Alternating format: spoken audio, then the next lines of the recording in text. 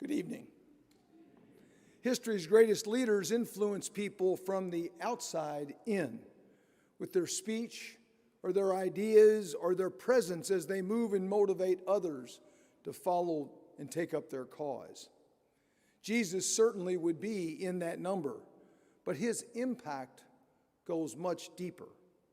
He not only calls us from the outside through the voice of the church and the examples of the faithful believers, but he also works from the inside out, uniting himself to us so intimately that his very life flows through our veins.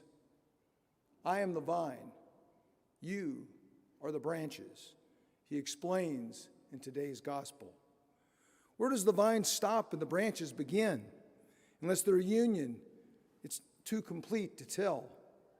The same sap that gives life to the vine also gives life to the branches. That Spirit, freely given as grace, is God's own divine life flowing through Christ to us. Grace has transformed lives and fueled the growth of the church for 2,000 years. During the Easter season, we hear the stories from the early church, the earliest evangelists telling the story of Jesus Christ, spreading the good news. It wasn't easy work. There was significant resistance. When Stephen, one of the first deacons, witnessed to the faith, he was stoned to death. I'd like to thank you for the kindness that you show to the deacons here, very much unlike the people in Jerusalem of that time. When Paul, fresh off his conversion, tried to evangelize the Greek-speaking Jews, they tried to kill him. And even within the church, remember, prior to his conversion, Paul, which was then Saul, was persecuting the followers of Christ. And some were leery regarding his change of heart. Resistance didn't silence the apostles. They didn't back down, but they did sometimes move away from the heat of the persecution to areas where the message might be more favorably received. And it worked because the church continued to grow and was at peace in many areas at that time. Now, we're fortunate to live in a society that values free speech and religious freedom.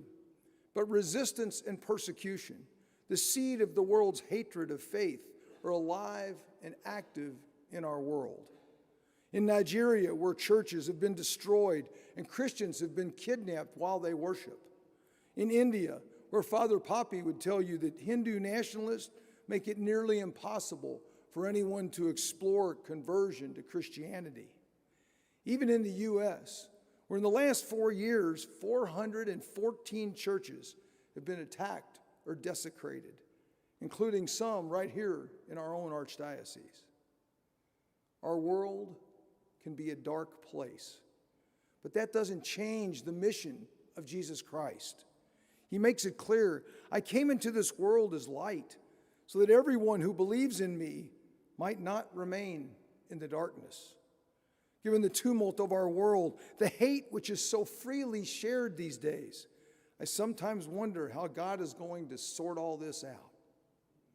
In the beginning, the faith was spread by the personal witness of the apostles.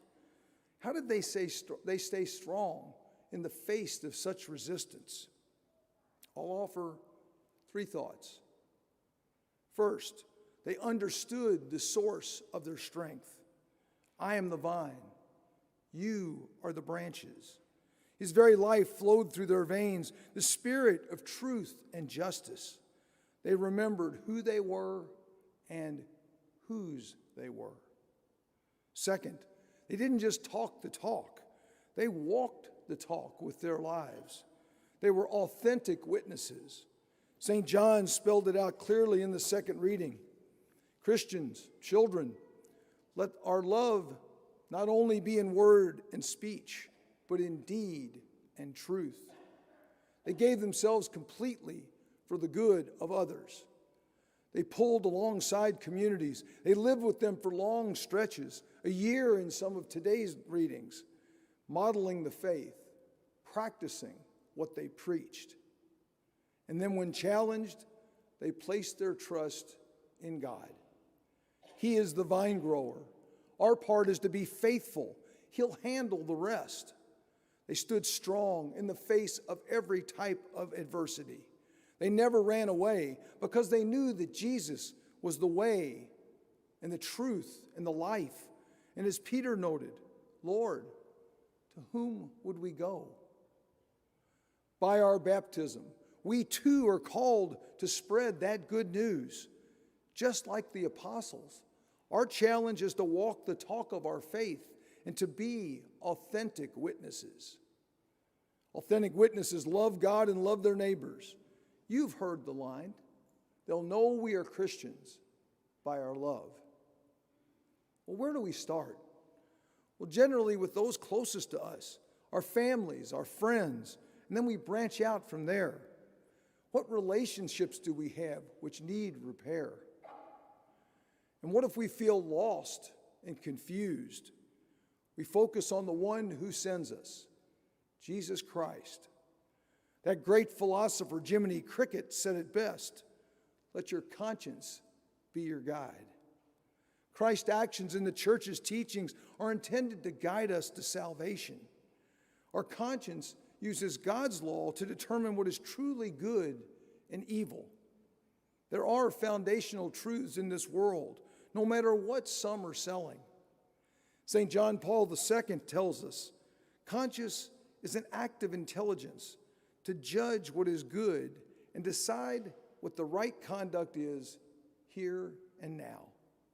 As such, our conscience is a gift, and it enables us to make choices to show God that He's first in our hearts.